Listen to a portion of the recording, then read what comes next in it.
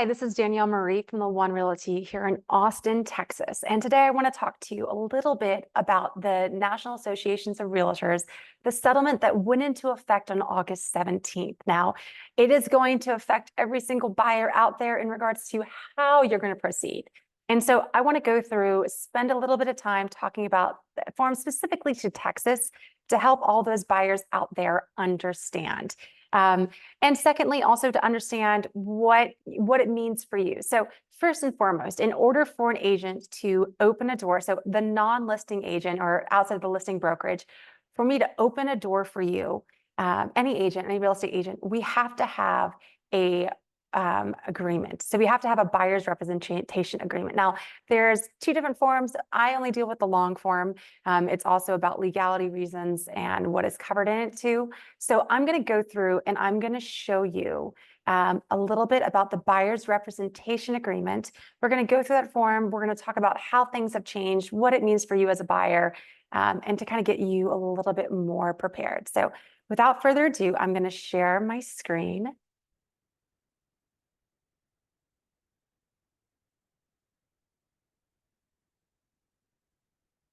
And we're going to start. So this is the residential buyer's representation agreement form. A lot of this form is still similar to what has been previously published. However, there are some changes, and that's what we're going to go through today. So first and foremost, talks about this form. We won't go into as much detail on this form, but I can schedule a one-on-one with you, and we can really go through the form to help figure it out and to talk it out. So we're talking about the parties of it. We're going to talk about, there's some definitions that go along with it. There is a term. So this agreement, it gives you a beginning date and an end date, not as far as representation. So in the past, a lot of times people get this signed before they submit an offer. They're acting as a sub-agent originally, showing the house without a representation agreement, but they're going to get the signed form before they start writing offers. With that being said, now, before we even open a door, we need to have this form signed. So historically, I have always done about a 6-month agreement. That really gives us the time to go and see houses and make offers and get through all of the offer, the option period, and to actually get to closing in time.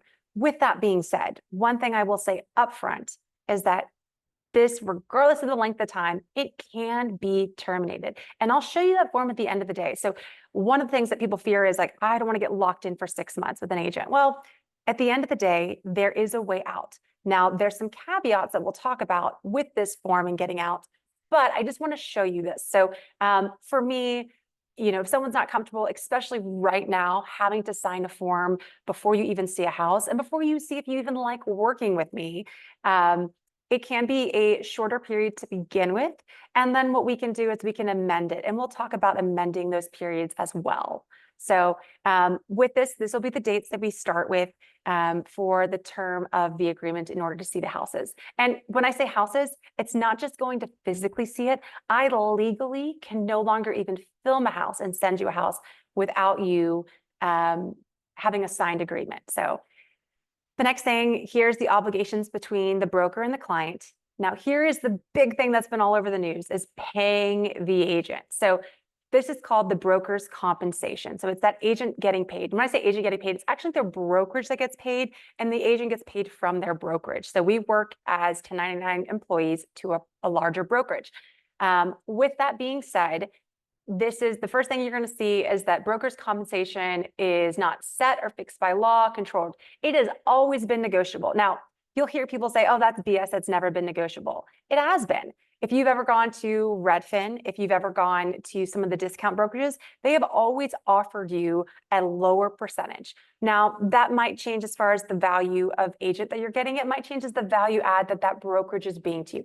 It has always been negotiable. So if you want to go, yes, it's my fee that we'll talk about, it's 3%. If you want to go 4%, we can negotiate up. That is absolutely fine. At the end of the day, too, if you don't want to sign a form and you don't want to sign an agreement for a set percentage for like 3%, at the end of the day, that's also where you as the consumer can go and find an agent that's willing to, I say work for less. At the end of the day, this is also going to be the agent that is going to be negotiating for you on your house. If the agent is negotiating for you on your house, and they're not even going to negotiate for themselves or they stand up for themselves, how do you expect it to be when they're negotiating for the house? So that's something just to keep in mind when you are working with an agent. So first and foremost, it's not set.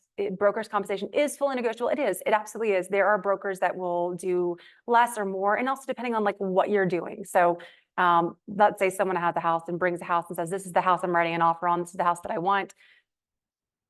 That's also negotiable. But let's go through here first. So first and foremost, the broker's fee, it's when earned and paid. So this is what is going to be paid. So for purchases, for me, I do 3% here. That's historically typically what I've done. I think I have looked, my average of actually of all of the houses that I've represented for buyers is actually a 2.97. So there has been a time or two that it's been slightly less, but that actually goes back to when we could see compensation and discussions that I had with clients. With that being said, there's also the same thing for leases to be here. Now, source of commission. So first and foremost, as your agent, when I say I'm negotiating for you, I'm going to also negotiate that we get that commission from the seller. So source of the commission here, broker will seek to obtain payments of fees in this paragraph right here, that 3% from the seller, the landlord, the agents. And we'll talk about why it says seller, landlord, agents, because it can be the seller or it can be the broker, so that other agent, because of their agreement with the seller. If those people refuse to pay the broker, then the client, you, would pay our brokerage fee. Now, with that being said, you're not going to be going under contract on anything until you know what you owe or what fee would be. So that would be a discussion that we would have, especially after we write offers and we negotiate, to kind of see where we are and where that sets you up. Now, historically, it was very easy to find this information out, and I'm about to show you that in a little bit. So that's right here. So this is where, you know, our 3% is that will go. And so it talks about all the different ways that it's earned or payable. It talks about additional compensation that goes. So for instance, if you were building a house from bottom up and we went and procured the builder, there could be a compensation agreement there. It's normally we're going directly to a builder and we're negotiating that in advance. But what I also want you to know, and this is why for me, this is why it's very important for me up front and why my 3%. People say, well, why don't you just put 2%? And then if it's higher and you go shoot more 3%, great, you'll get 3%. Well, here's why. Right here it says is notice regarding bonuses and other compensation. So first and foremost, I can only get paid what is in there. So historically in Texas, a lot of it's been 3% has been what has been offered to the buyer for them to pay the buyer's agent, has been the 3%. And that's why it's not become, I say, a great issue, I say in Texas, because we've been able to see that. And you've been able to know before, for the NAR agreement, I could show you a house, but before I even showed you the house, it was listed in the MLS, and I could actually show you what the seller was going to pay me. And so you knew going into it. Now here, it's going to be a little bit tricky, and we'll talk about how we see what they're going to pay before we go see a house or what they're not going to pay. But right here, I cannot get paid more than what is on this form unless we go back and amend the form. So notice regarding bonuses and other compensation. So it says, in addition to broker's fees specified under paragraph 7A, so this right here, in addition to this fee, seller, landlord, or their agent offer broker, if they're offering broker compensation such as bonuses, anything that goes along with this, I cannot get that unless we have an amendment to the form. So first off, I will have to disclose if there's any bonus. And two, in order for us to receive the compensation, we have to make an amendment to this listing. And I'll talk about that in a little bit and what that would entail too. Some of the reasons that you might see bonuses is, let's say there's been a house been sitting on the market for a long time and the seller's trying to sell the house. And so they offer an agent bonus. And this is where it can also get tricky, is they think that maybe an agent's going to funnel a buyer there. I'm not going to funnel you there. Regardless of what the compensation was, even in the past, I'm not funneling a buyer to a house unless they want the house. So even though there's this great big bonus, I'm not going to funnel to the house unless you want that house. As well as sometimes builders, new construction builders, are trying to get agents to bring people in. And maybe the listings aren't even on what we call the MLS. And so they're trying to get people in and they'll offer bonuses. At the end of the day, you're going to write an offer on a house that is right for you, not because there's an agent bonus. If there's an agent bonus, great. We'll talk about that. But I'm not having you write an offer on a house unless it's the house that you want. So the next thing on here, this is about protection period. And so regardless of who you're working with in the future, if you're working with an agent, this protection period, typically for me, it's 60 days. So this means that if you were to terminate early, and that's what we'll talk about. If you're going to terminate this agreement early, or once this agreement ends, I have 60 days to be protected. So if I went and I showed you a house and you decide that you want to buy this house, but you're going to terminate the agreement and then you're going to go and try and buy this, I have 60 days protected where you cannot go and buy that house with it. And that's just, and I say me as any agent. So especially when people are signing listing agreements, now I've seen this right here for some people be 180 days. And that's kind of crazy. But with that being said, we're going to keep in idea what this protection period is, because that's how long I have after the termination or after the agreement ends. So you can read a little bit about that. This talks about the escrow that's working with like the title company for all of your escrow fees, the county payable. For me, this is Travis County. This is where I'm at. A lot more information as far as who's representing you. If for some reason you had someone that was a employer relocation company, their information is going to be right here. This next section right here is intermediary stats. And what that means is that could be, I'm with the One Realty, and let's say I had another listing that Taylor, my wife, was listing, or another agent that we had within the One Realty was listing. If we went and we showed you a house and we're part of the same brokerage, and actually I have a bigger parent company called Side, and we have little mini brokerages all over the US and some in Austin as well. If, for instance, it was one of their listings and I'm showing you, this is where you would agree for me to be able to show you a listing that was within our same brokerage. If you don't want to have any listings and you don't want to see any houses within our same brokerage, we would select no. At the end of the day, it's one less, it's houses that you cannot look at. At the same time, I am not going to represent you as a buyer if I'm also representing the seller for that property, unless everyone is on board, because at the end of the day, I have a fiduciary duty to you as my buyer, and also a fiduciary duty to all of my listings. So that's something that we would talk about. If that ever got to that point, we talk about that. It might even mean that one person is getting referred out just to make sure we protect my fiduciary duty to you. Next thing with this is our responsibilities if there's a fiduciary that goes along. This also talks about competing clients, that we're not going to be having clients that are competing. Once this form is also signed, it is confidential. Everything you say to me is confidential. So I cannot go and disclose information about you to the seller without your permission. We are all, I say, zipped up with this.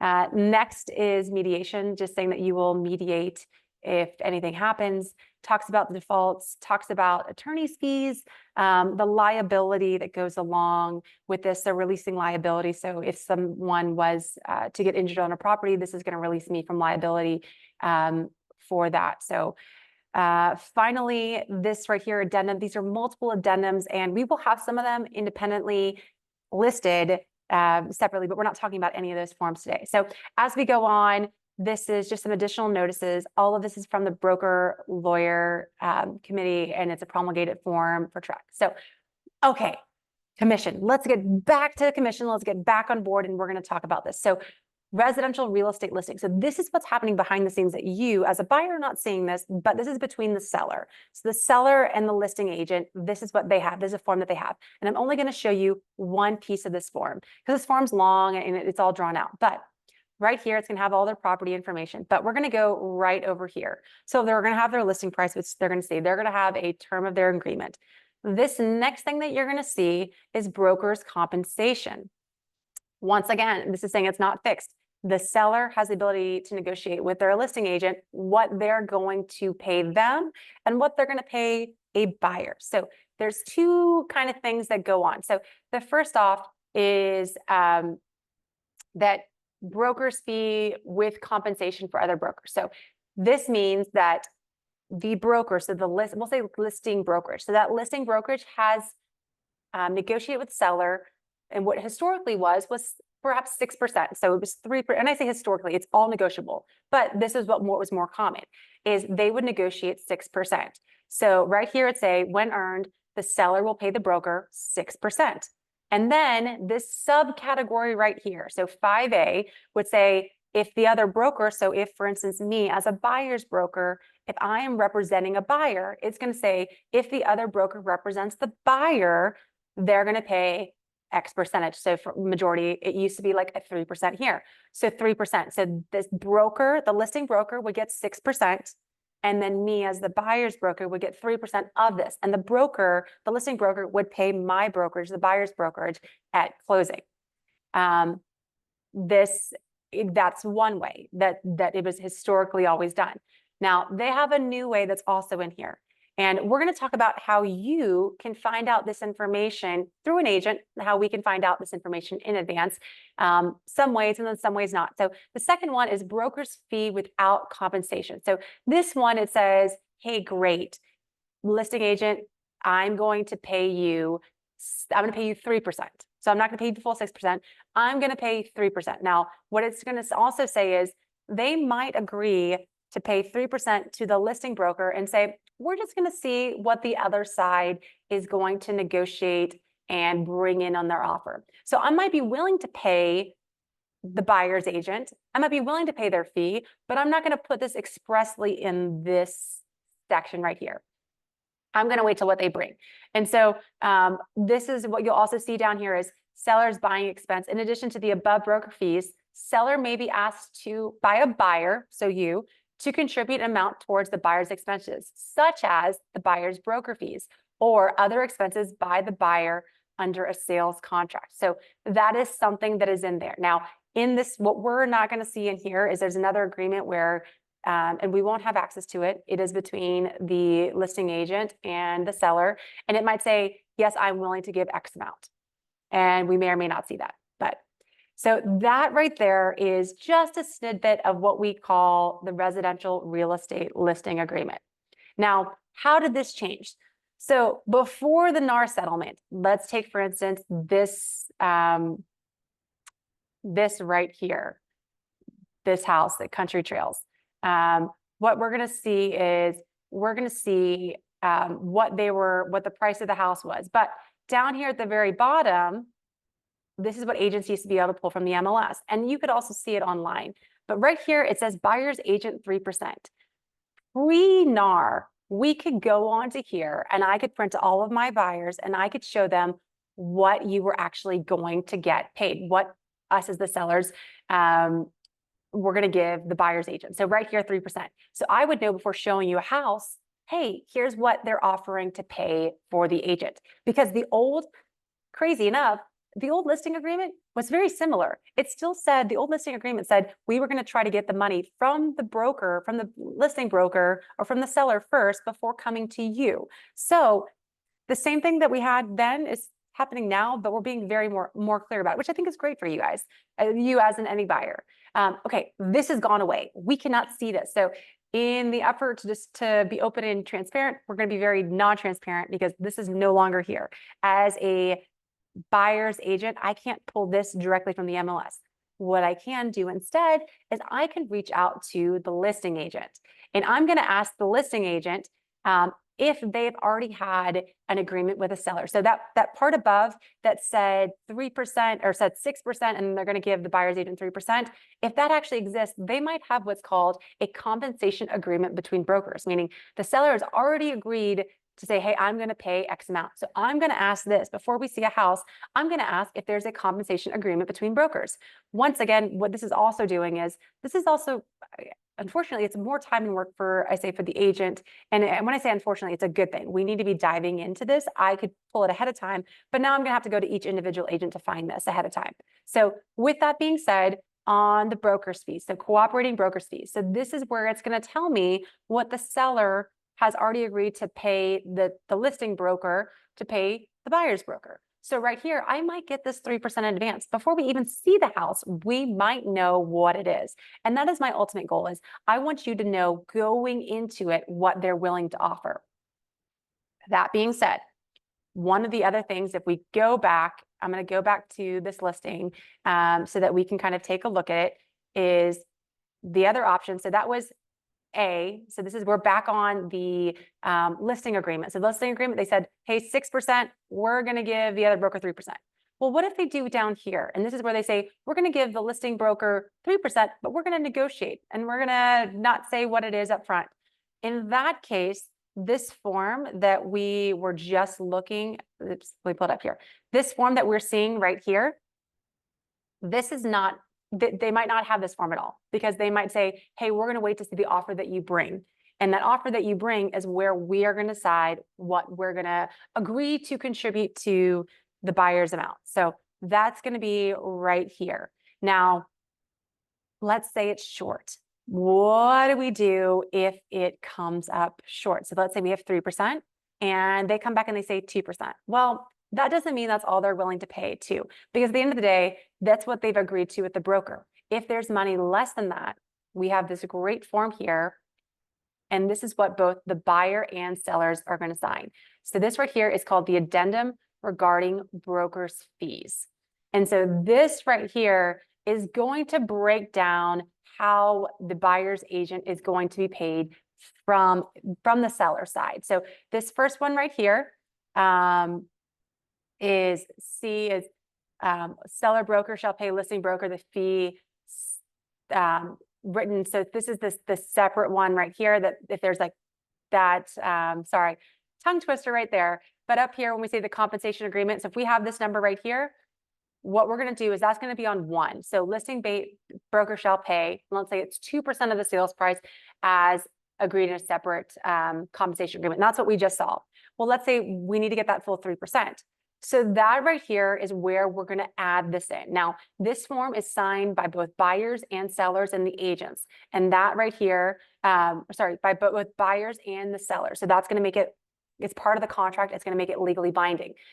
Right here is where we're going to ask the seller shall pay. And what we would do is we would put 1% here as sales price towards other brokers' fees. So this is where we would put that difference. Or let's say they have nothing. Let's say they just said, we're going to see what your offer is. We are going to put it in this form.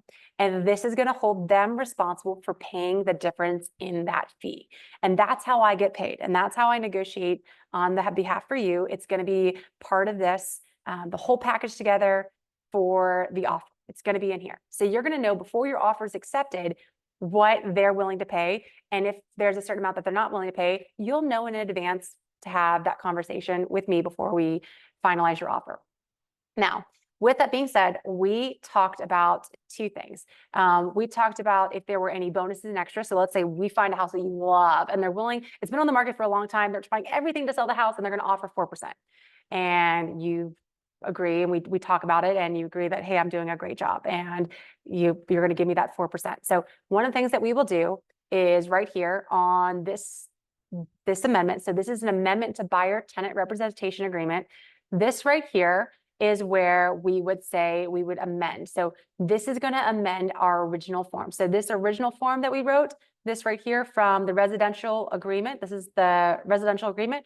Right here, when we say, hey, you're willing to do the 3%, but we can't get right here, we can't get any bonuses. What this is going to do on this form right here is that we will change this number if it's going up or down. And then right down here, we will, in addition to broker's fees listed in this amount, the broker will receive compensation from the landlord equal to whatever that is. So whatever the bonuses that we discuss if we come upon an agreement.